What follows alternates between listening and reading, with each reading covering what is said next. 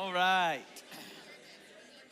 We're going to get started a little bit earlier than normal. You can remain standing with me for just a little bit longer. And let me give you a couple of announcements. First of all, it's great to see everybody on a Wednesday night. It's good to have you. Glad that you're here. And let me say that it is really, really good to have some people back home. It is good to have Omri and Ali Hodges and this sweet, sweet baby they have with them. And there's some proud grandparents around here as well. But we're glad they have moved back, good people. They are back here in Bentonville, and we're honored to have them back. We're so glad to have you guys. Really excited about that. And all of you guests, it's good to see you. Thank you for being here. Let me give you a couple of announcements real quick. We're doing something different this summer. We're calling them summer nights. And in June and July and August, it's going to be different around here on Wednesday nights, okay? So summer at Calvary is what we're calling it, June and July in particular here on campus. July, just to give you a glimpse of that for June, we are doing a different speaker each night. So following our first Wednesday, so we have first Wednesday like normal, our night of worship. And then Brother Murray Ray will be here ministering that next Wednesday. He's going to be ministering that night. And then he's going to be ministering that Sunday. And then the following Wednesday in June will be IBC Chorale. They will be here. It's going to be an awesome concert and night of worship. It's going to be fantastic. So you're going to want to be here for that. And then following that, we will have another guest speaker. And I have a feeling it's going to be our good bishop. So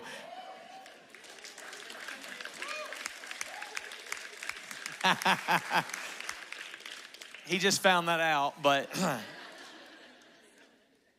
I'm excited about that. And then in July, it's a little different schedule, and we'll be sending out all kinds of communication about all this. But then in July, we have First Wednesday, night of worship, and then we're going to, the next Wednesday, encourage you to connect to a small group or your particular age ministry group. And not just on Wednesday, but they will have things all throughout that week. And we're just encouraging people to connect to that, okay? And have some fellowship. And then the next 2 Wednesdays there in July, back to back, we're having a women's night here on campus where you will have your own time. Husbands will have to stay and watch kids at home. Hallelujah. See, this is the most response we have gotten in a minute on a Wednesday. Man, we need to do that more often. And then the men will follow that up with their own night on a Wednesday night in July. And the women will stay away. And the reason for that is, obviously, we do not have the space, right, to break out into different groups there yet. But there's a day coming. There's a day coming that we will. But until then, we've just got to get creative. And so we're doing that. And then we'll encourage, once again, the last Wednesday of July, small group involvement and connection throughout the week. So that's kind of July. And then in August, we're doing our home groups, where we meet in the homes and we have our home groups after that first Wednesday. So the next 3 months for the summer is going to look a little different, but it's exciting. It's something different. And summer, how many of you know, summer's a little chaotic and crazy, and schedules are crazy. We got camp season and vacations, and so we're trying to do something different and creative. And so also, I will just say this. When we're building our new building, and folks, it's looking real good that start time is August. So that is exciting. It's exciting. Keep praying that the city just keeps saying yes, okay? And approving and pushing that forward. But everything is looking good. They did accept and approve our submittal, our first submittal from all of our civil work. That's a great, great thing, people. That is a great, great thing. So they did accept that, so we are, at least that ball is rolling, and so that's looking good. But we're also doing some of this to test the waters, because when we start breaking ground, it's going to get really interesting during the weeks around here. because during the weeks they have all their construction happening going on, and it's really difficult for them to clean all of that up for an hour on a Wednesday night. Does that make sense? So our weeknights are we'll have to get creative and do different things. So we're kind of testing some things, seeing how it goes. And so just get involved in those things, jump in, and let's keep growing together, amen, and being unified. So thank you for that. That's a great thing. I'm excited about that. Let's pray. Let's ask God's will to be done tonight and for him to speak to us. Lord, we thank you for all that you are. Thank you for your goodness, your blessings, your mercies upon our lives. And Lord, I am so thankful to be a part of your church, the body of Christ. I'm so thankful to know you. And I pray, God, that your will be done. Speak to us tonight. Our hearts be open and receptive, our minds fixed and focused upon you for the next little while to hear what you would say to us, and Lord, to grow in our understanding. In Jesus' name we pray, amen, amen. Before you're seated, let's welcome Brother Richard Gobble to teach, to talk to us. Excited to hear him tonight. Come on up. Thank you, Pastor. You can be seated.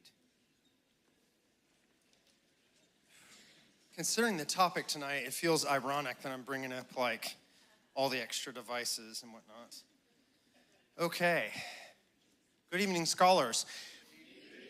See, tonight that has an extra meaning because when I've been talking to Pastor about this topic for several months, really, and he was like, let's wait for the right time.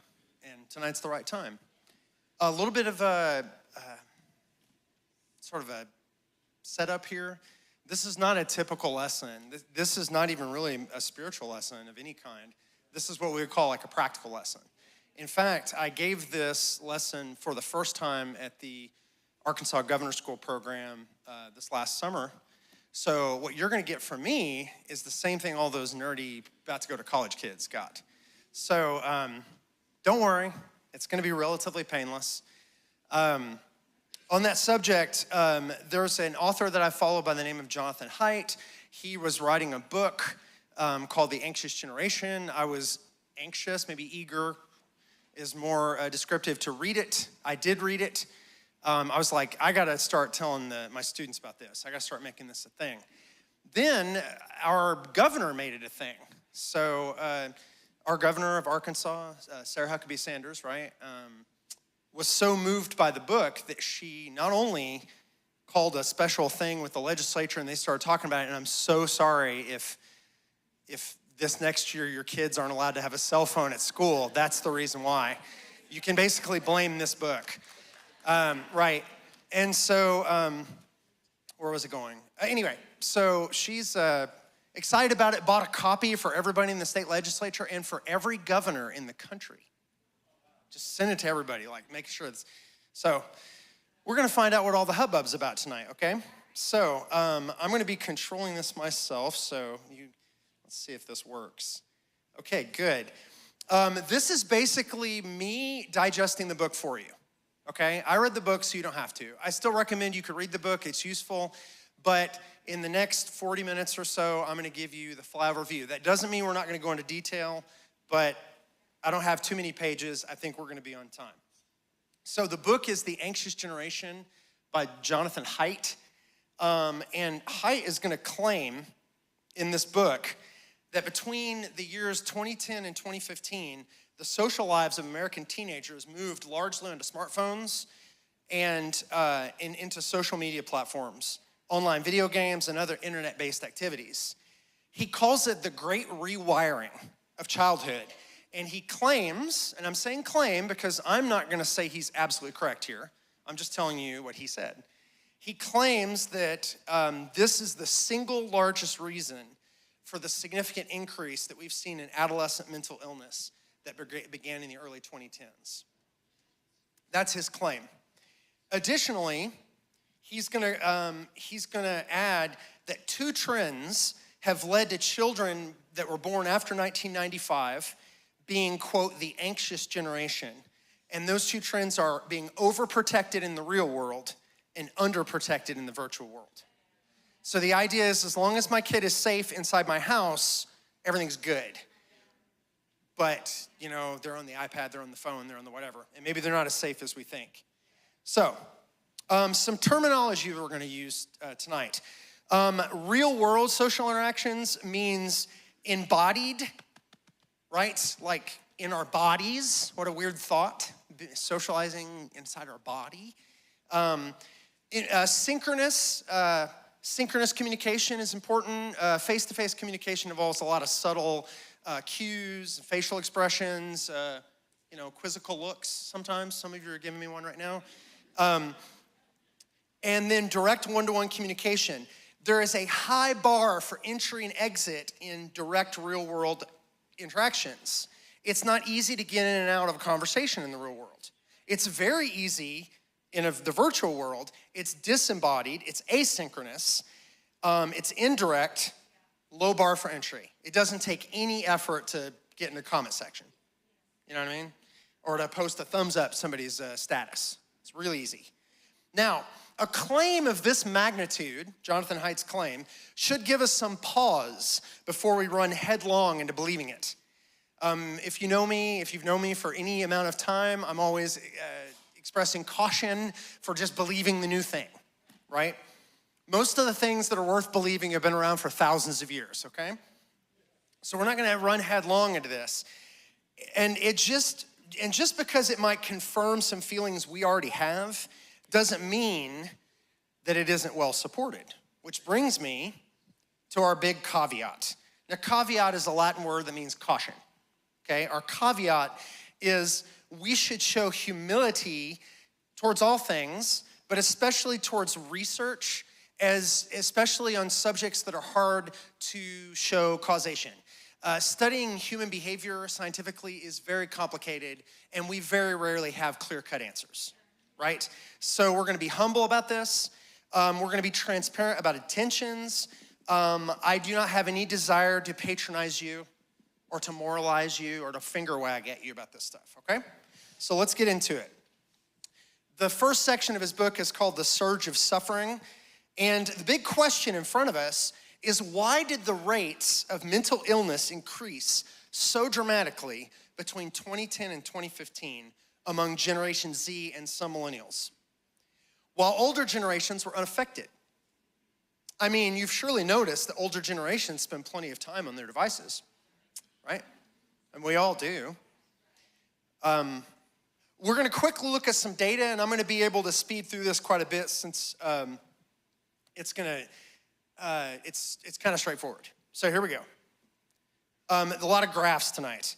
Major depression, and hopefully you guys can read that. The little part that's in gray between 2010 and 2015 is this critical area that Jonathan Haidt is talking about is the Great Rewiring. So what you're looking for is any kind of big data moves during that time period. With major depression, depression rates have increased among teens by roughly 2.5 times during that period of time. And this increase, less of a percentage for girls, but more overall. I mean, they started higher. This is irrespective of race, it's irrespective of region, and it's irrespective of income level. So you've got consistent data regardless of those things, which sometimes somebody might want to say, well, maybe it's this, or maybe it's that. It goes across all those lines. Now, in terms of the nature of this surge of suffering, what's interesting is that the increase in mental disorders is concentrated in disorders that are related to anxiety and depression. These are examples of what are called internalizing disorders, disorders that are expressed inwardly, as contrasted with externalizing disorders, which are things that are like anger management or violence or excessive risk-taking. Anxiety and depression is inwardly focused. They're called internalizing. I am not a psychologist, by the way, I just teach psychology. Please understand, I'm not going to diagnose anything. Historically and across cultures, men have shown a greater likelihood towards externalizing disorders, while women have shown a greater likelihood towards internalizing disorders. That said, internalizing disorders are on the rise for both groups. So, we can see here in the percent of US undergraduates diagnosed with disorders, we can see the significant increase in internalizing disorders overall, right? Anxiety and depression going up off the charts. And if we separate it by sex, males and females as well, still anxiety and depression are the big ones. Now, as far as anxiety prevalence goes, this graph shows the percentage of respondents in 4 age groups who reported feeling nervous in the past month, most of the time or all of the time. Now notice it's broken down by age cohorts, and look at us Gen Xers down there on the green line at 50 plus. 5% increase. And for the record, just to be clear, one of the points that he's gonna make is, I use my phone, my phone tells me I have about 3 hours a day average screen time. 3 hours a day, which seems impossibly like a lot. I listen to things, but I don't know. Anyway, and yet we're unaffected, but the younger cohorts are steeper and steeper, okay? We're gonna get to why. And then as far as, let's break it down closer to the 18 to 25 age. Again, females affected more than males, but them affected, it's going up for both of them. So what is anxiety? Okay, fear and anxiety are related. Fear is a natural response of the human mind to avoid danger, either physical or social. Did you know there's social danger? You know?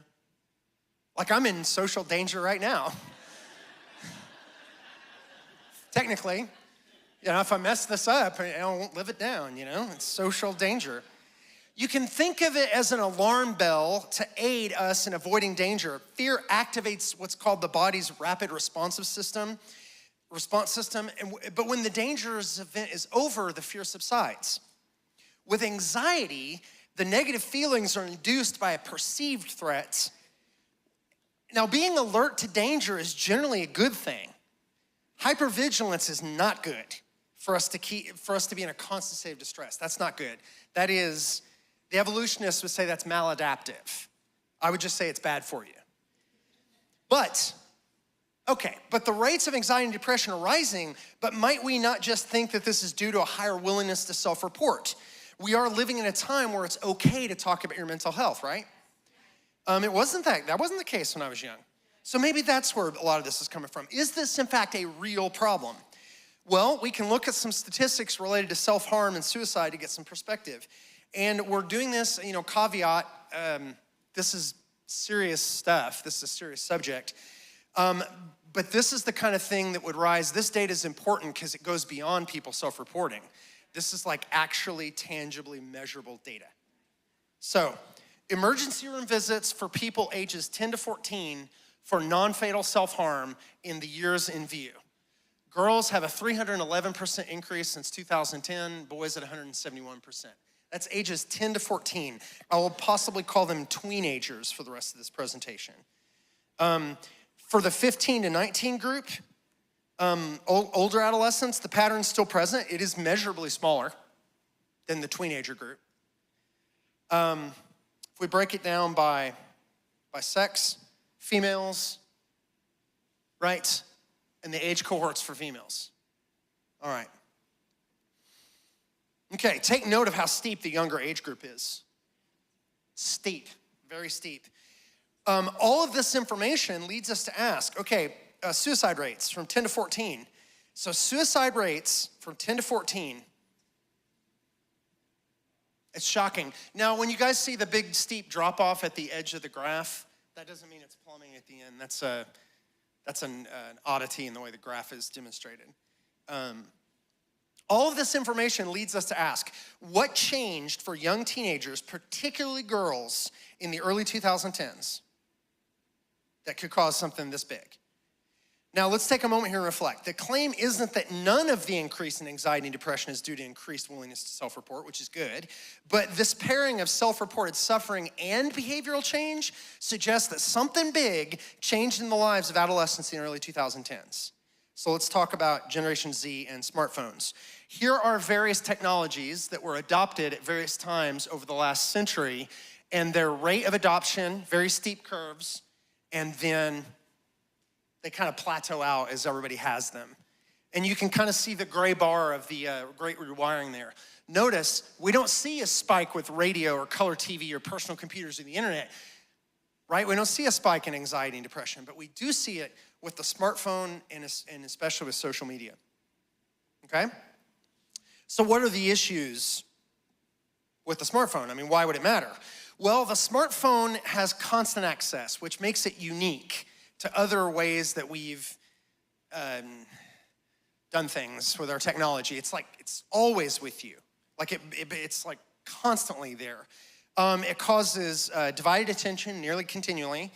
And there's this idea of the front-facing camera, which allows for the phone. You know, cameras used to be primarily about taking pictures of other people. Now I would say they're primarily taking pictures of ourselves. And not that it is innately not okay, but we're gonna suggest that it matters here in a second, okay?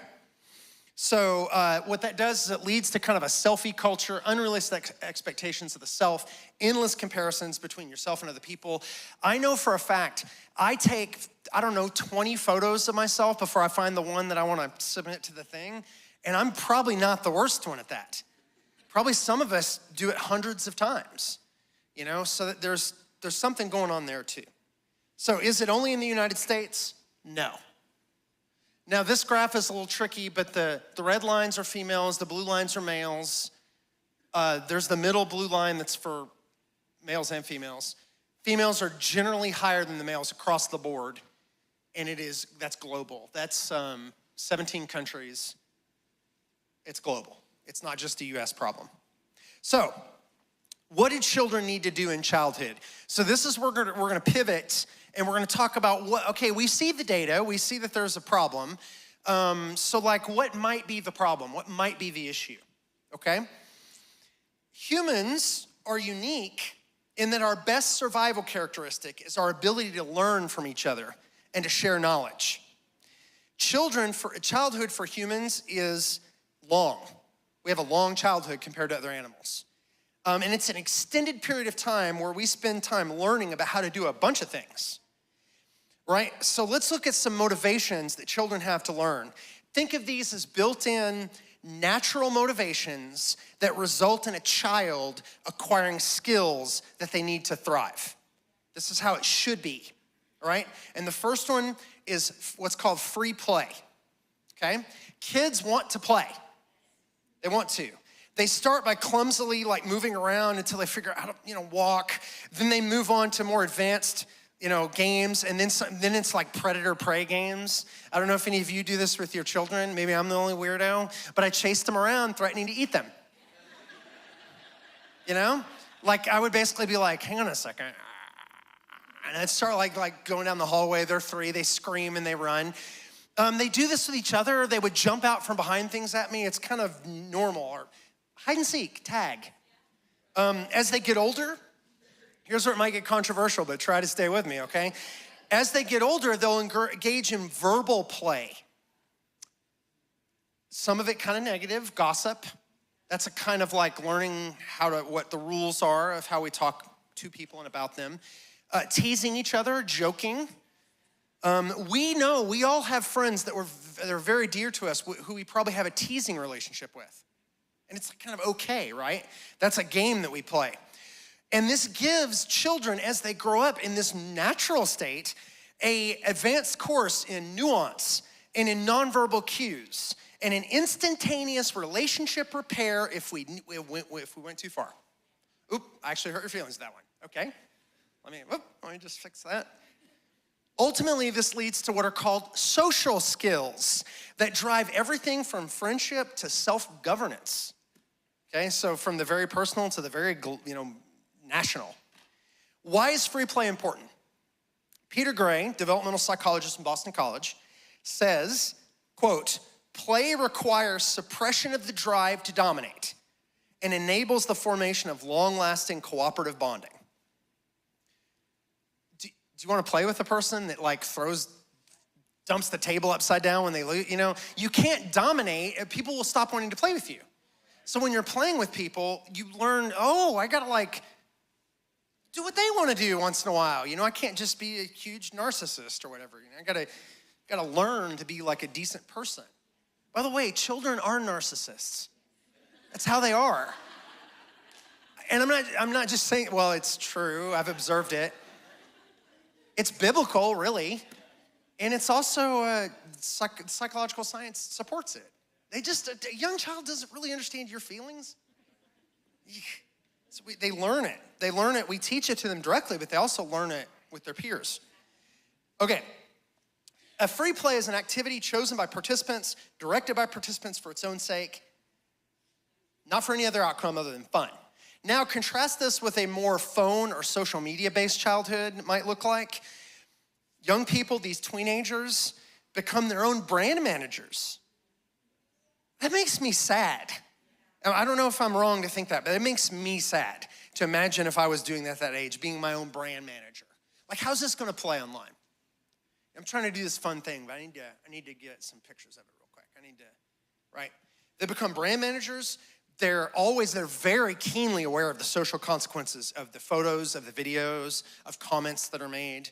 Every public action for people that are raised in this situation is to a certain degree strategic. So they're thinking. I think they're developing skills. There are skills being developed. The question is if there are skills that are good for them when they're young. When they're young. That's what we're talking about here. Don't get mad. All right. Meeting up with friends. Meeting up with friends on a daily basis from 1976 to 2016.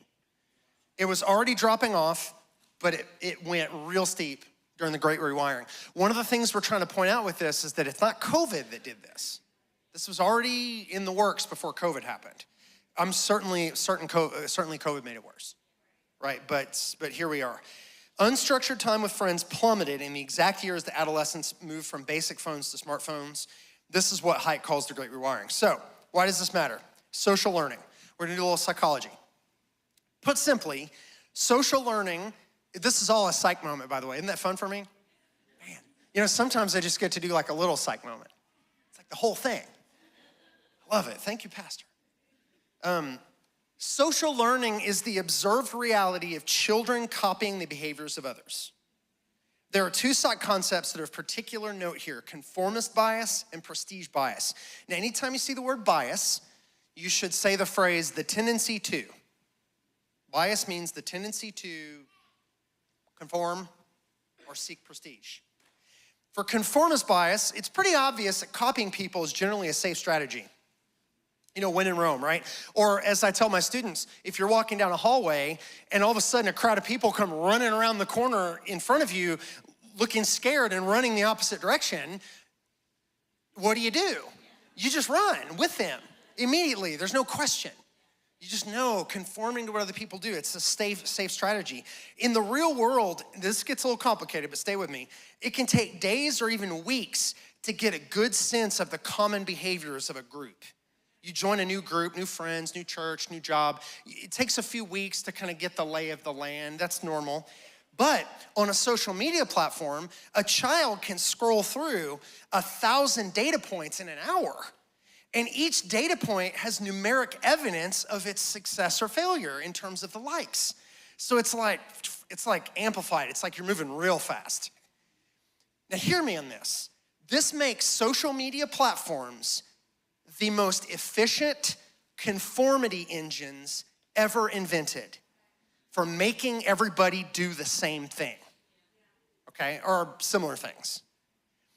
They can shape an adolescent's mental model of what's considered acceptable behavior in a matter of hours in ways that, with due respect, you saying, oh, I don't agree with that is probably not gonna be enough to overcome it.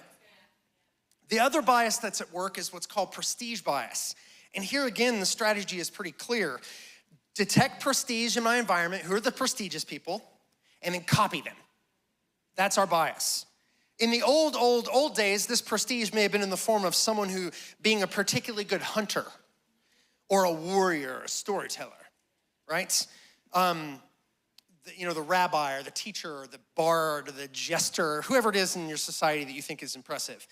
And the best way to know who the prestigious people are is to listen to the opinions of other people. That's how you know. Think about it like this. Wilhelm is the best swordsman in the village.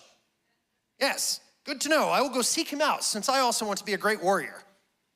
Meanwhile, Wilhelm, this prestigious swordsman, will allow supplicants to hang out with him and learn from him. That entourage that's around him signals to everybody else how prestigious he is. He's basically like, yeah, these are my followers, basically. And so it's really win-win if you think about it. They get to learn to become better swordsmen or whatever, and Wilhelm gets the benefit of people thinking he's awesome. Social media platforms understand these psych phenomenon very well. A man, I'm not gonna name the person just in case. I don't know what's happening here with the video and stuff, but an early leader in Meta and Facebook. You can read the book if you want his name. Oh, it's not Zuckerberg. Not Zuckerberg, another guy. A guy I'd never heard of until I read this book. He's a relative higher up guy in Meta Facebook. He admitted that the goal of Facebook and Instagram was to create a, quote, social validation feedback loop. Social validation feedback loop. A feedback loop is, I'm gonna go to it to get social validation, but now that I'm doing that more and more, I need it more and more, right? It's really has a similar model to someone pushing some sort of drug on people. So this social validation feedback loop, he goes on to say that Facebook was exploiting a vulnerability in human psychology. Instagram, well, they're all similar.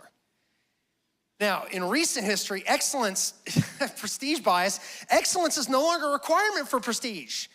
So, what does this mean for us? I mean, you don't have to be good to be famous anymore.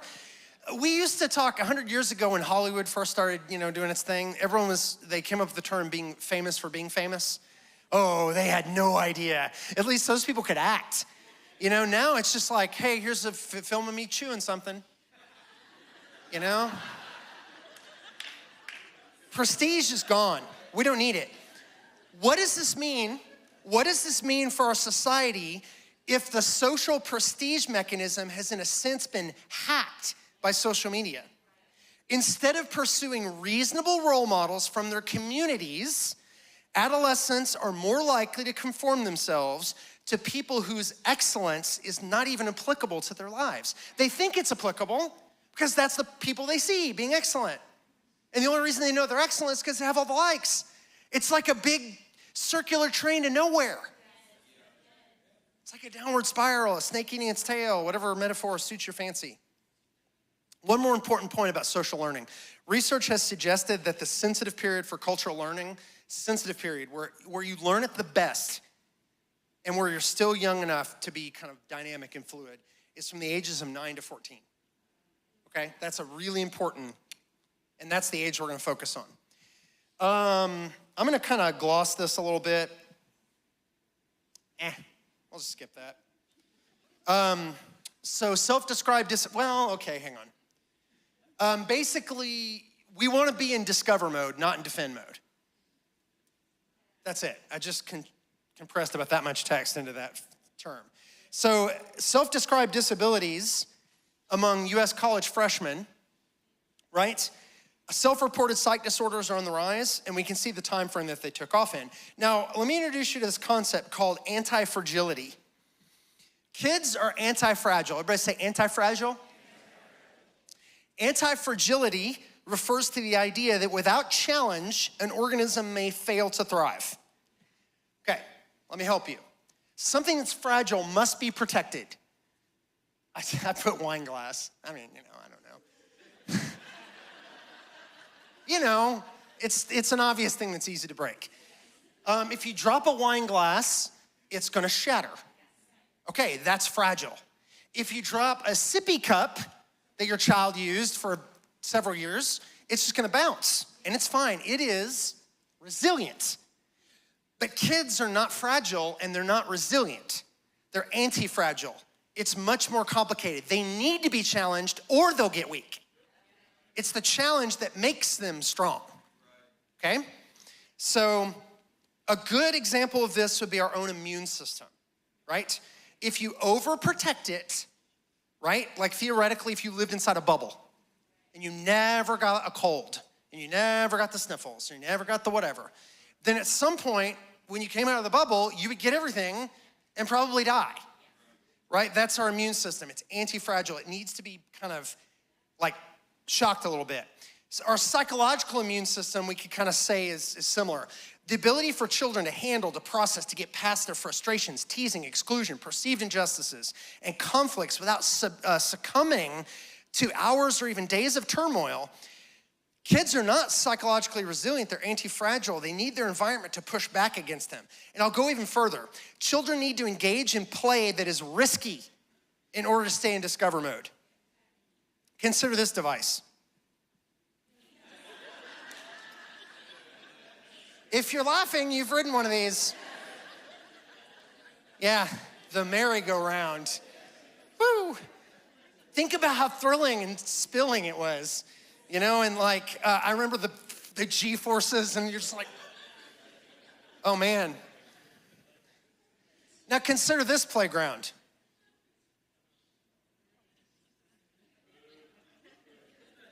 Right? Do you see the difference? How about these rules for playing tag? I don't know if you can see these. Include everyone. Resolve disagreements with rock, paper, scissors. Practice good sportsmanship, one finger touch only. No ball tag. If a player doesn't want to play tag, then other players must respect that. Tag game and so forth. Wild. And for those that want to argue that free physical play is potentially dangerous, I'm going to step on some toes here. Get ready. There is solid research to suggest that children are less likely to get injured in a playground doing free play stuff than they are participating in adult-guided sports. It's as simple as that. So it's not to say we're not gonna not do the sports, because we love the sports. But like if we're saying, well, it's dangerous, not more dangerous than that. So next argument, right? So that brings us to talking about safety-ism. In the 80s and 90s, there was a significant upsurge in parental fear regarding the physical safety of their children. I remember being a kid when Adam Walsh was kidnapped, and my mom freaked out. And so all of a sudden, for a little while, I couldn't do anything, you know. It only lasted like a month, so it's fine. I'm okay. But kidnapping, stranger danger, and this led to a situation where the physical safety of children is treated as being of utmost importance, even if it comes at developmental cost. Haidt refers to this as safety-ism and suggests that it makes it harder for children to learn to care for themselves and to deal with risk or conflict or frustration. Right, so that brings us to attachment.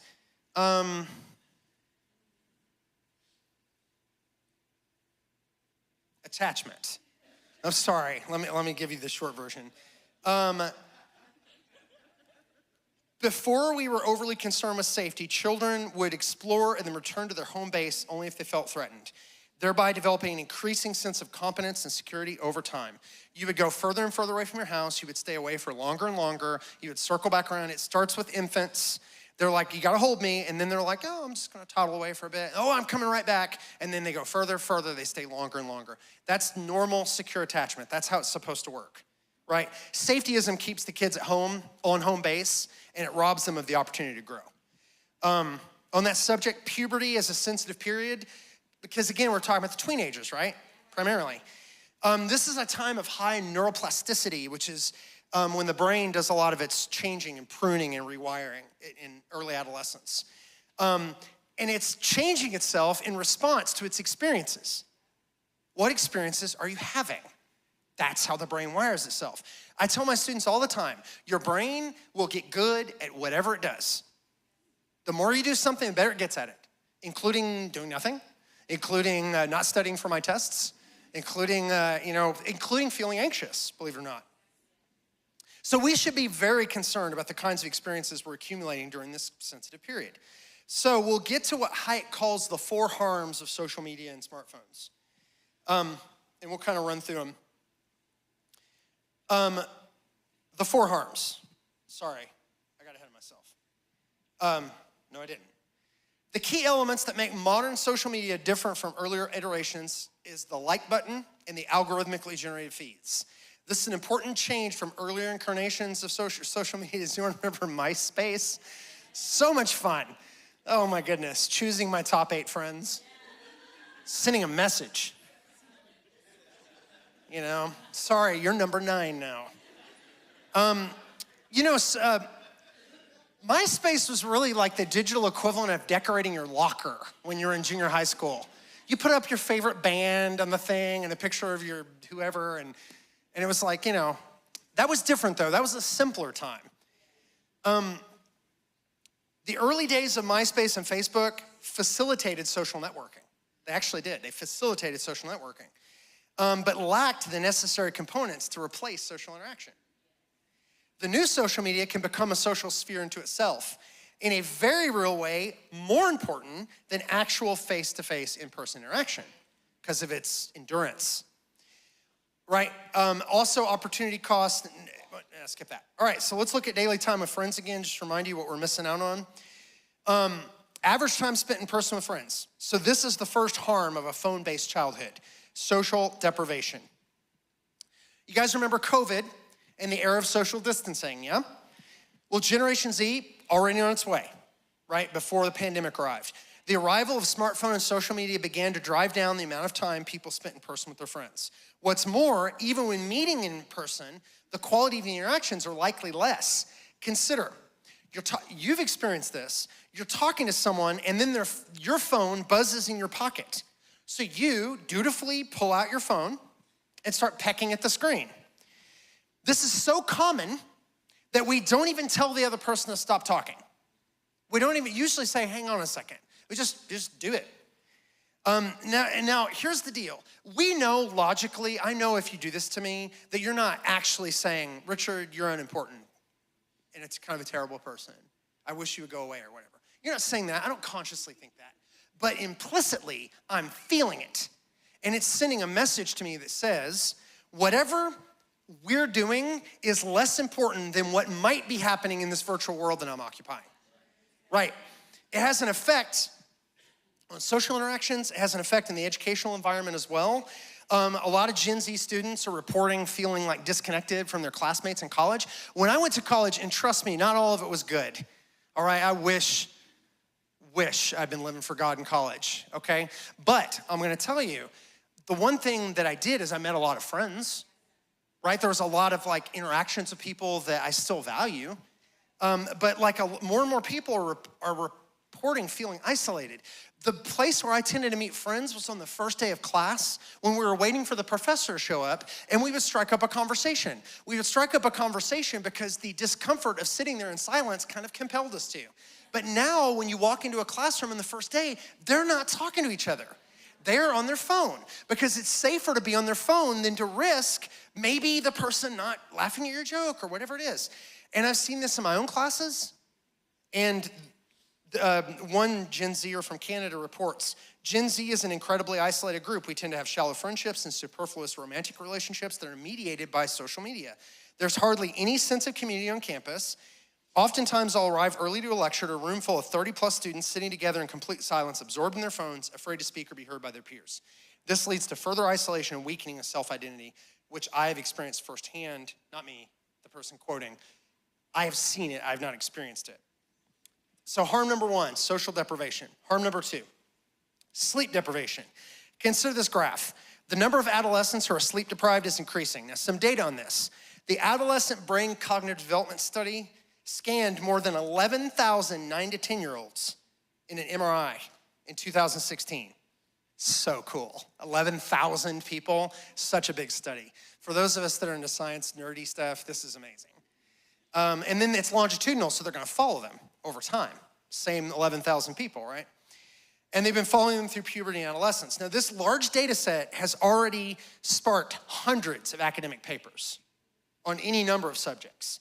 But a 2020 study found that sleep deprivation had been associated with greater internalizing scores for disorders. So sleep deprivation is positively correlated with these internalizing disorders. They also found that the size of the sleep disturbance at the start predicted depression and internalizing scores at the 1-year follow-up. In other words, when your sleep is truncated or disturbed, you are more likely to become depressed. So even if it was just sleep deprivation, it would be worrisome, right? It'd be worrisome. Okay, harm number three. And oh, by the way, my students are sleep deprived. And they're not even ashamed to tell me why. They're like, well, you can't get away from Instagram. And like some of them have gone to the trouble of saying, okay, when it's this time at night, I do put it on the other side of the room. But usually the time they tell me is pretty late. I'm like, oof. So they're just kind of like, just getting by. They're shambling around, you know. All right, harm number 3, attention fragmentation. Consider the overwhelming number of notifications that adolescents receive on their phones, even if they're silenced. Consider that each notification may or may not be noteworthy, but all of them demand some amount of your cognitive space. Bear in mind that attention is a limited and important resource. If you want to deal effectively with one thing, you have to withdraw from other things. Jesus did that, right? Over and over again. He needed to pray. What did he do? Got away from people. He withdrew. That's our spiritual moment. Sorry. Just throwing it in there. You got to withdraw from other things if you want to give something your full attention. An obvious example would be students using their phones during class. Now, I do not allow this, and I haven't allowed it for 9 years, right? But I'm sure that there are some classes that are not as strict about phones. I don't know because I'm not in those other classes, but I'm sure there are. And if we're self-reflective, you'll probably admit, possibly during church, that your ability to focus is affected, even if if you're like self-reflective at all, you're gonna be like, okay, my attention was divided there. Off subject for a second. You gotta stay off from behind the wheel. And not just when you're driving, when you're sitting at a stoplight. Can I tell you something? This is personal, but it does something to me, and it's not good when I see somebody, as soon as they hit the stop, they're like, bam. First of all, it makes me wonder what's wrong with that person and their needs. I'm serious. Sorry if that's judgy. But the second thing is, you should really be looking around your environment. That's how you learn about your town. And then also, what if a danger is brewing? Like it's an intersection after all. What if the moment when you go to take off is when the person behind you honks, you go, oh my goodness, let's go. And you take off, crash right into somebody. That one's practical. It's not on topic. I apologize. Please don't get on your phones while you drive, y'all. If you kill me after I've gone to all this trouble to be safe, I'm gonna be mad, okay? Okay. Please don't kill me. But it turns out it's not just being on your phone, it's being in the presence of your phone. In one experimental study, researchers put college students into one of 3 groups. Leave your phone outside in the hallway, keep your phone in a pocket or in a bag next to you, or put it on the table next to you, even face down. They then had the students complete tasks that tested fluid intelligence and working memory capacity, which are basically cognitive ability tests. The performance was best when the phones were left in the other room, and worst when the phones were right next to them. Then we consider how this constant attention fragmentation could affect the developing brain. A phone-based childhood is likely to interfere with the development of executive function. That's where things like self-control are located, our ability to focus, our ability to resist distraction. Oh, I just can't pay attention to a 90-minute lecture, Mr. Gobble. Well, you're going to. And then after a while, it turns out they can. And all it takes them to do it is to actually do it long enough to develop that capability. And this shouldn't surprise anyone. Many of the apps on our phones are really just novelty suppliers. And we know how distracting it can be. Has anyone ever been like, oh, I'm just gonna spend 10 minutes, whoosh, 3 hours went by or 2 hours. What happened? It's like it's a time vortex. Just shoo. Okay, it happens to us too. And most of us in this room do not have developing adolescent brains. Harm number 4, addiction. Now we hear a lot of people saying that our phones can be addictive, but how? Well, you have several reward pathways in your brain that activate when you do certain activities that the brain might value. It is your brain's way of saying, yes, you should do that again. For me, it's eating sugar. The brain says, do that again. And then I obey. Because in a very real way, I am a little, as the kids say these days, low-key addicted to sugar. I'm trying to fight it. It is a losing battle. But that's dopamine. There's a path in your brain that's called the mesolimbic reward pathway, and it basically tells you, hey, we like what you're doing. We can use this system to train animals and humans to behave in certain ways through operant conditioning. I think like rats and stuff, dogs sitting for treats or whatnot. Think about some of the famous studies on the rats pushing levers for food rewards. I don't know if you've ever seen this one, pigeons being taught how to play ping pong. Amazing. They're rolling the ball. They're not like doing this. They're just, that would be something. So when the rat is placed in the cage, it has a dopamine surge in anticipation, and it runs over to push the button. If the reward doesn't come right away, the rat is gonna keep pushing the button, and their dopamine levels are gonna go up while they're pushing it, because they're anticipating the reward coming. When it finally comes, they're like, yes, they get the treat, but the pleasure is quickly replaced by the desire to push the button even more. Which is kind of like me mercilessly destroying a bag of M&Ms. Like the pleasure of eating the M&M in the moment is replaced by the desire to eat the next one, right? And it just goes like that. This is how slot machines work to get people to keep putting money in, right? There are elements of this in the way we interact with certain apps on our phones. The so-called hooked model, which is up here, is a methodology for creating habit-forming products. It starts with an external trigger, a notification saying that someone commented on your post. They commented, it's a notification. That's the off-ramp, and it invites you to say, hey, stop studying your AP psychology, stop reading the Bible. Sorry, I just changed it for church. Let's go down this path just real quick. Somebody commented on my post. I gotta see what they're doing. You have a desire to perform an action. This is important. You're not just distracted. You then do a thing. You push a button.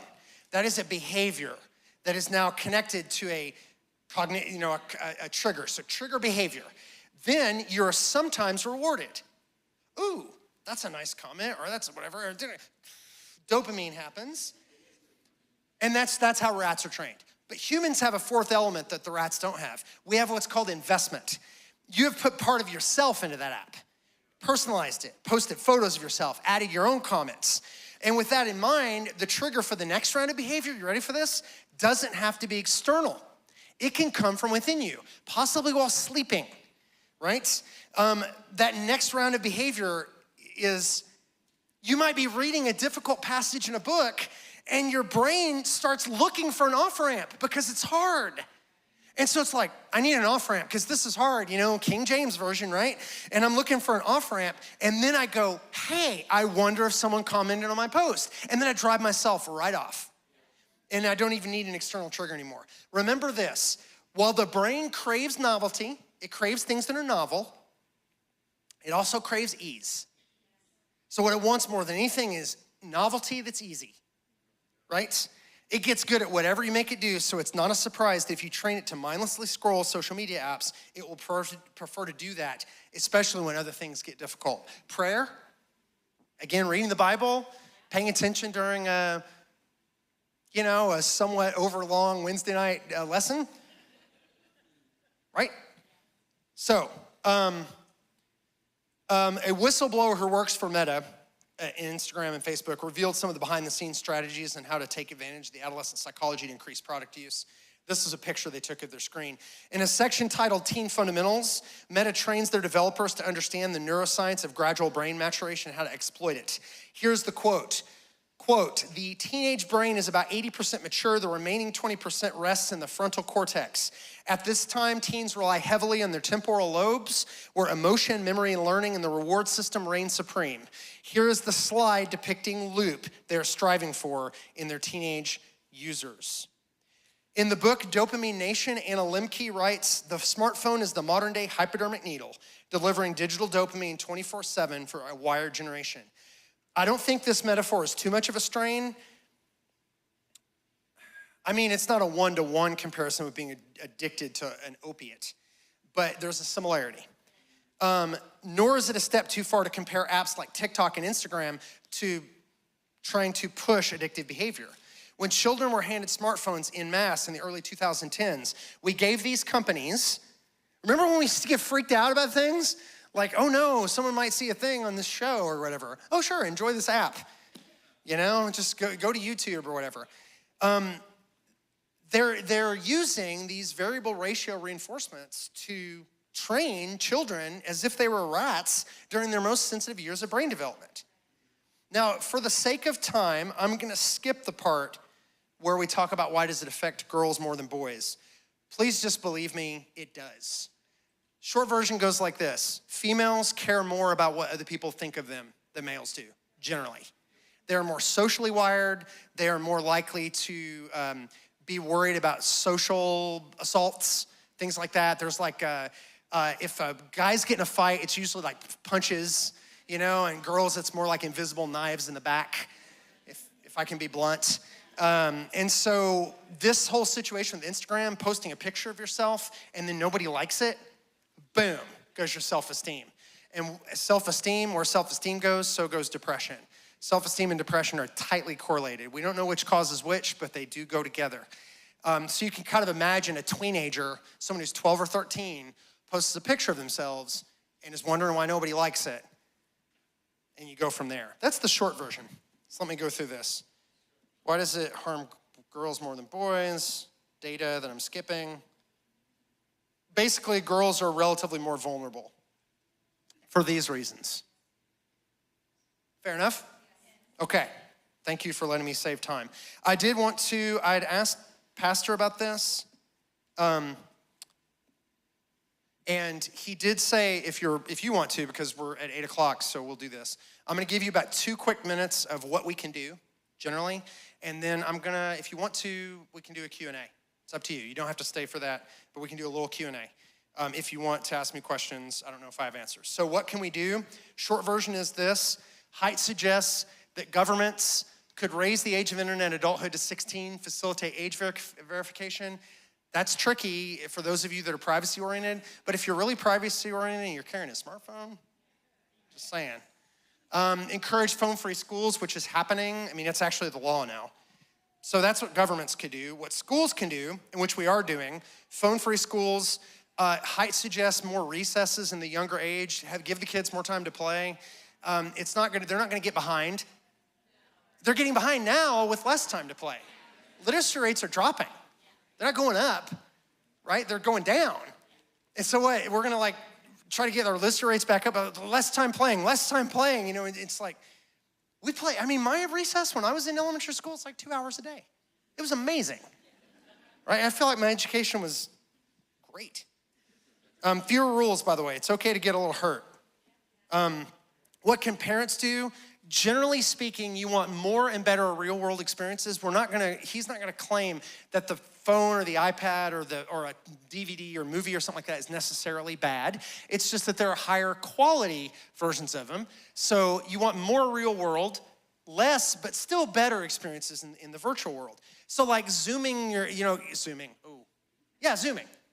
Sorry, Skype is the one that went out. How did Skype go? Anyway. Meeting or Zooming with somebody like a grandparent or something like that that's synchronous, that's a great use of digital media. It's great. And then as far as kids get older, practice letting kids out of sight, encourage them to spend time together, avoid micromanaging them, and don't overfill their life with too many activities. And then for adolescents in particular, increase their mobility and their freedom, maximize in-person activity as much as possible, delay social media until 16. And Jonathan Haidt said, I chose 16 not because I wanted it to be 16. He said, I chose 16 because that was the best I thought I could get anyone to do. He felt like it should probably be that the research was suggesting it should be older, but 16, he felt like the primary harm is that kind of like tween age, let's say 12 to 16 age as the most harm. Anyway, that is the end of what I have to tell you about the book. It is 8 o'clock, Pastor. I can take questions, but it's up to you. Should I tell people they can leave if they want? What should I do? Okay, questions. Okay, does anyone have any quick questions? I'm happy to take any. I mean, it might be very clear to you. Yes, go.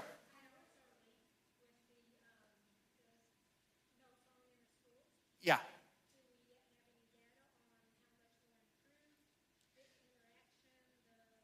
Not any hard data. We piloted it this year at the high school. So basically the high school classrooms were supposed to be phone free this year. I'm sure some teachers didn't. But the overall observation that we made at the high school with my colleagues, remember, we are biased. So we're probably kind of trying to see it. but we felt like the general quality in the classroom improved. In particular with like conversations, the students like clicking with each other, being willing to talk. We felt like it improved at least a bit. But no, we don't have any hard data yet. It's still pretty early. Yes? It's not entirely clear right now. The way the law is written, and I read it just a couple days ago, and I saw where they struck through and added things. It seems like it's saying they can have them in their possession, meaning like it can come to school with them, but it's not to be accessed whatsoever during the day. I don't know how they're gonna enforce that at the high school. I think in the younger years, it'll be very easy to do. At the high school, trickier, and I don't know about that, but my understanding is they'll be able to have them like in their backpack. They won't be able to access them. That's true. And I will tell you, I know this is not gonna be popular with a lot of people. As a teacher, my point on that is a lot of the parents see the phone as their privileged access to their own child during school. And I don't exactly agree with that, because the school is generally pretty good at taking care of keeping the children safe. And there are good communication pathways that are official. If anything dangerous happened, like dangerous, like an emergency happened, one of the last things we want is all the cell phones going off. So we'll try our best, but yeah, that is the downside. But bear in mind, what comes with that is now a bunch of parents think that it's their convenience to text their child during my lecture to set up when I'm picking you up, which is not okay. That's there's like somewhere we got to find a line. I don't know where they're going to draw the line. We'll see next year. We'll find out where that line's going to go.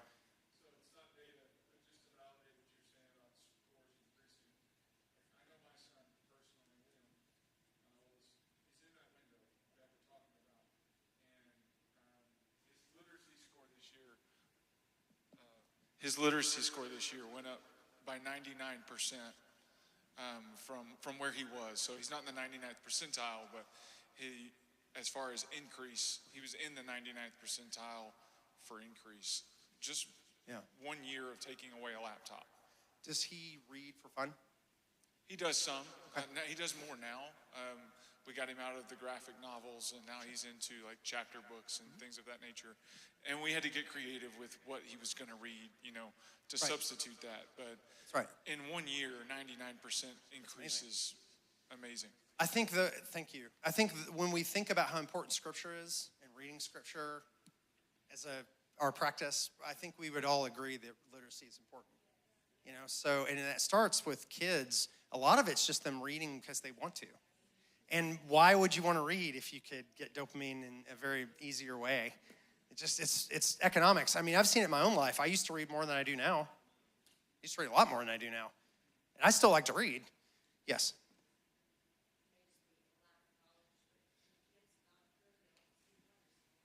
Sure, they can do that. There are publicly available phones, yes, absolutely. We just think differently because the phone is like with us all the time, But yeah, we can do that. Other questions? Yes, Janessa. Things are happening. At Washington, right over here, which is where our oldest goes, they could take their phone, but they had a pouch that was locked. So they could have their phone with them all day, but could not access it. And as soon as the school bell rings or however they dismiss, they have access to their phone. So for anyone that's a little worried about that, they have it, but they just can't access it during. Right, it's got the little magnetic thing on it, yeah. And they're not doing that for every school in the district because of the expense associated with it, but they are doing it for some. 5 through 8. I guess the youngs can be controlled a little easier than the olds were like, Yes, Ashley. Hey, if I'm a parent who's keeping my kid away from social media until 16, what are creative things I can say to them why other kids are not doing that? I don't have a good answer to that. I will say in his book, Haidt did point out in his book and then in the talk he gave at Crystal Bridges last year, or a while ago, he did say that as much as possible, parents should find other parents that are doing similar things. Because one of the hardest things is if you're the only person in the whole school that's not doing this, you've basically just been socially isolated. which is its own terrible thing. So you really want, if possible, you want people that are kind of in a similar boat.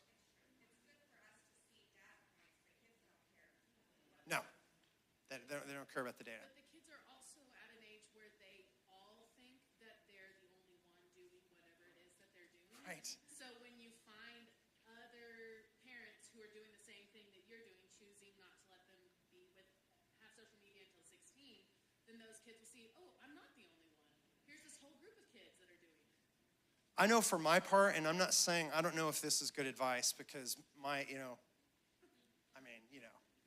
we all think we're the best parents, right?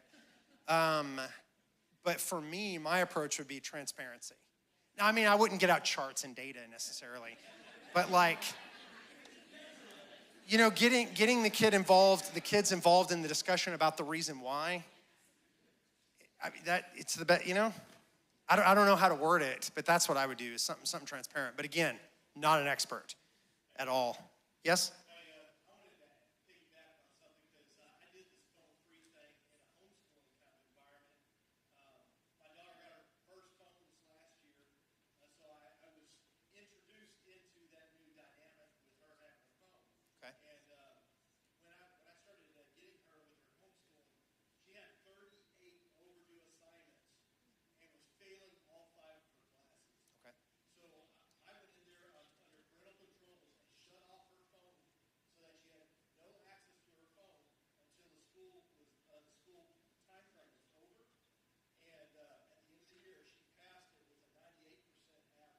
Yes. Right. Oh, sure, even just in terms of time to finish assignments. Sure, absolutely. And as far as things that are more church related, we didn't talk about these directly, but I'm sure it doesn't take much of a stretch of the imagination to imagine why attention matters. I mentioned reading scripture, I mentioned prayer, I mentioned, sermons. How about empathy for other people and what they're feeling? And it's not like that it's destroyed by the time we spend, but during those sensitive periods, the less you practice something, the less capable you are with it. And standing up for themselves, most of my students, when I ask them, I'm like, hey, I ask them towards the beginning of the year, after maybe about a month where they know me enough to be honest. I say, hey, what would happen if you went to Chipotle or something and you ordered this, or you went to this restaurant and you ordered it and what they brought you was wrong? Completely not what you ordered. The vast majority of my students say, I'm just gonna eat it. I'm like, you're not gonna go tell them that it was wrong and ask them to make it right. They're like, no. I'm like, oh, brother. And I'm thinking to myself, that's for somebody else. Now imagine, there's some process I feel like they missed, maybe. I don't know. Yes?